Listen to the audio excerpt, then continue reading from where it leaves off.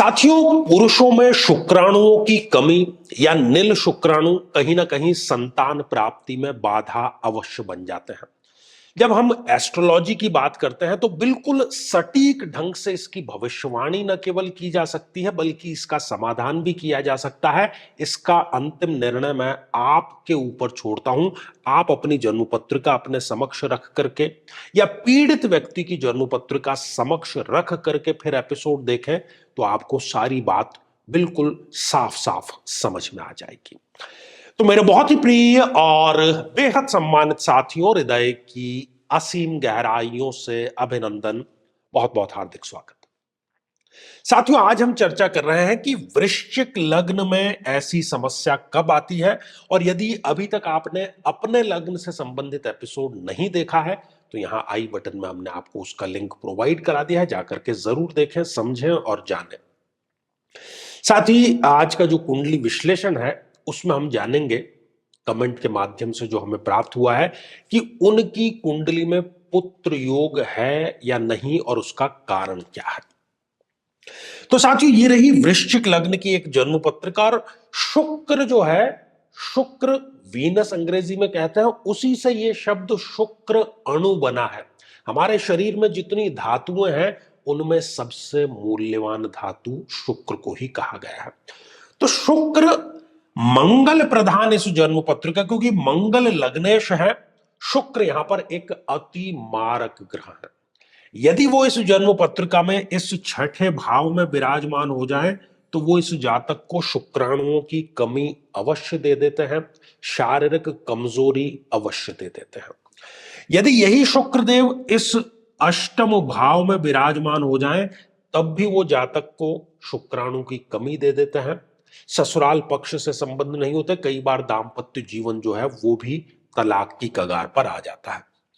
साथियों, स्वग्रही होकर के यदि इस 12th हाउस में शुक्रदेव विराजमान है तब भी वो जातक को इस प्रकार की समस्या देते हैं, और शरीर में बीमारी जो होती है उसको लेकर के प्रति माह इनका कोई ना कोई खर्च सदैव तय ही रहता है।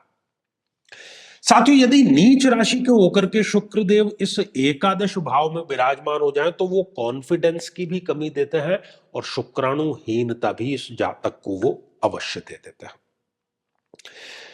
साथियों, यदि इस जन्म पत्रिका में शुक्रदेव और बुध देव की युति है, क्योंकि बुध भी एक अति मारक ग्रह है इस जन्म पत्रिका में, तो ये जो युति है न केवल ये शुक्राणुओं की कमी देती है बल्कि ये हार्मोनल डिसबैलेंस भी देती है। पुरुष में जो टेस्टोस्टेरोन लेवल है वो सदैव नीचे ही उनका बना रहता है। यदि शुक्रदेव सूर्य के बहुत क्लोज कंजक्शन में आ गए, अस्त यदि वो हो गए, तो अस्त शुक्र भी बलहीन हो जाता है। शुक्र धातु का वो निर्माण उस गुणवत्ता से नहीं कर पाता। यदि शुक्रदेव 0 डिग्री के हैं जन्म पत्रिका में या 28, 29 जैसी अंतिम डिग्रियों के हैं तब भी वो इस जातक को ये समस्या अवश्य दे देते हैं, क्योंकि 0 डिग्री का ग्रह क्या होता है, नवजात शिशु के समान होता है। 28, 29 की जो अंतिम डिग्रियां हैं वो वयोवृद्ध के समान है। तो चाहे नवजात शिशु हो चाहे वयोवृद्ध हो, वो दूसरों पर ही डिपेंड होता है। यही कारण है कि इस जातक को भी शुक्र धातु की कमी से सामना करना पड़ता है। तो वृश्चिक लग्न में हमने जाना कि कब किसी पुरुष में शुक्राणुओं की कमी होती है। ऐसे सभी जातकों को चाहिए कि वो शुक्र की आराधना के साथ ही शुक्र अभिमंत्रित जल का भी नियमित रूप से सेवन अवश्य करें। श्रृंखला साथियों हमारी आगे भी जारी रहेगी।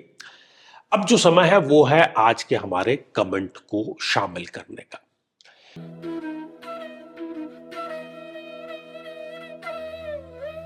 और आज का जो कमेंट है ये अश्विनी जी लिखते हैं, 31/1/87 डेट ऑफ बर्थ है आपका।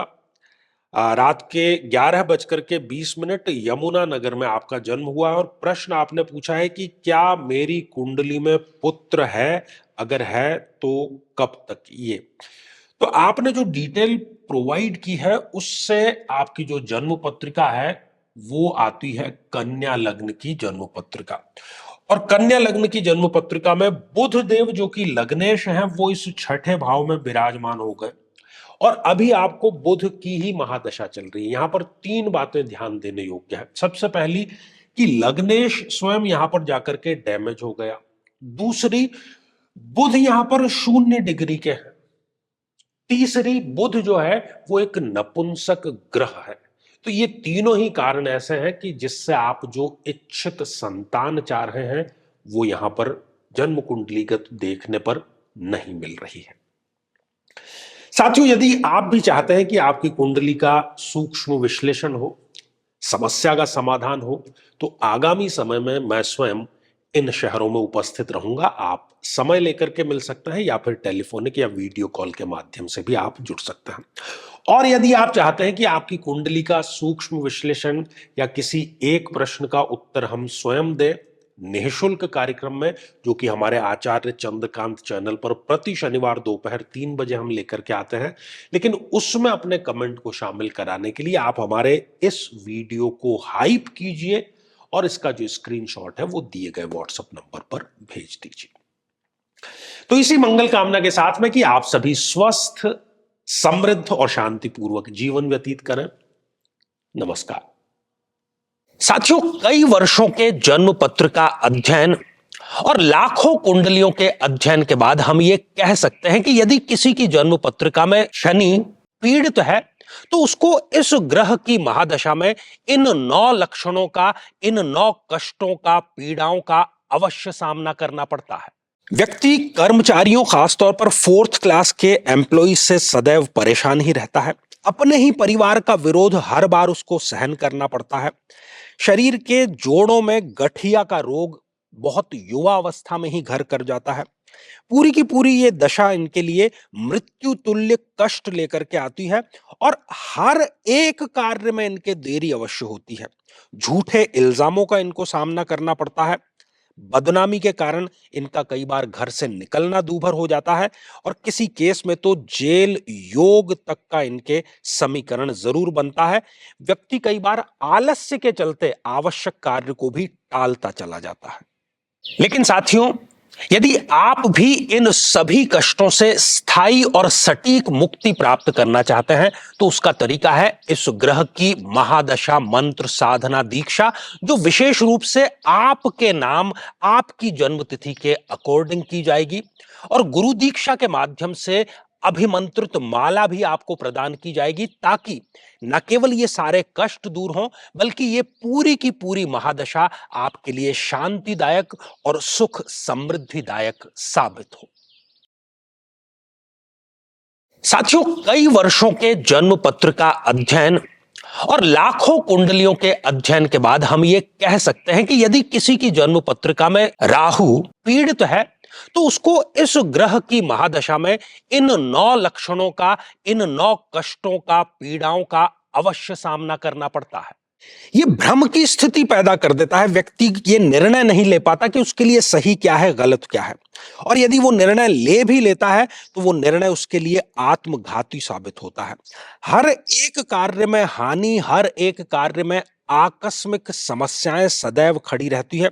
व्यक्ति नशे की तरफ आकर्षित होता है और उसमें डूब भी वो जाता है। अपने ही लोगों से उसको धोखा मिलता है। विवाह के पश्चात विधवा या विधुर योग भी उसके निर्मित हो जाता है। नाहक ही बदनामी, अच्छा कार्य करने के बावजूद भी बदनामी इसको प्राप्त होती है। छोटी बड़ी जेल यात्रा का योग भी यहां पर निर्मित होता है और घर में सदैव गृह कलेश का वातावरण बना रहता है। लेकिन साथियों, यदि आप भी इन सभी कष्टों से स्थायी और सटीक मुक्ति प्राप्त करना चाहते हैं तो उसका तरीका है इस ग्रह की महादशा मंत्र साधना दीक्षा, जो विशेष रूप से आपके नाम, आपकी जन्मतिथि के अकॉर्डिंग की जाएगी।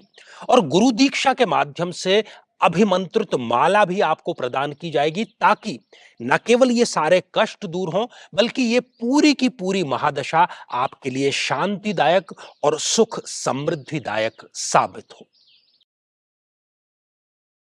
साथियों, कई वर्षों के जन्म पत्र का अध्ययन और लाखों कुंडलियों के अध्ययन के बाद हम ये कह सकते हैं कि यदि किसी की जन्म पत्रिका में केतु पीड़ित है तो उसको इस ग्रह की महादशा में इन 9 लक्षणों का, इन 9 कष्टों का, पीड़ाओं का अवश्य सामना करना पड़ता है। किसी न किसी प्रकार की तंत्र बाधा का बना रहना, बहुत आसानी से और बहुत जल्दी नजर लग जाना, त्वचा अर्थात स्किन से संबंधित रोग हो जाना, व्यक्ति का अकेलेपन का शिकार हो जाना, किसी न किसी प्रकार का झूठा कोर्ट केस इन पर होता है, व्यक्ति डिप्रेशन में जाकर के नशे का सेवन करना शुरू कर देता है, कितना ही अच्छा कार्य करे लेकिन उसके पक्ष में केवल बदनामी ही आ जाती है। शत्रु जिधर देखो उधर नए नए पैतरे अपनाते रहते हैं और व्यक्ति घर में भी गृह कलेश का शिकार होता रहता है। लेकिन साथियों, यदि आप भी इन सभी कष्टों से स्थायी और सटीक मुक्ति प्राप्त करना चाहते हैं तो उसका तरीका है इस ग्रह की महादशा मंत्र साधना दीक्षा, जो विशेष रूप से आपके नाम आपकी जन्मतिथि के अकॉर्डिंग की जाएगी और गुरु दीक्षा के माध्यम से अभिमंत्रित माला भी आपको प्रदान की जाएगी, ताकि न केवल ये सारे कष्ट दूर हों बल्कि ये पूरी की पूरी महादशा आपके लिए शांतिदायक और सुख समृद्धिदायक साबित हो।